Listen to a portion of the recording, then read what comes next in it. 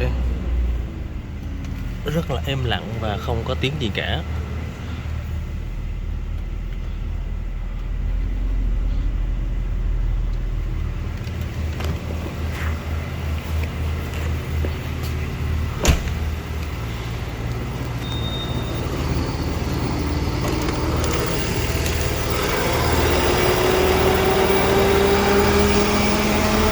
Nghe cái tiếng rất là lớn.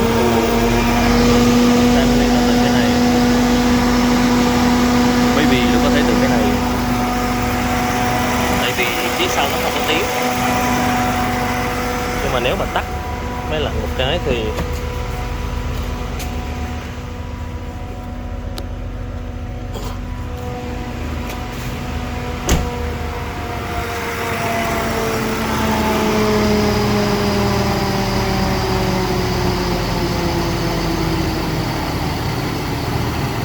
đây, that's it.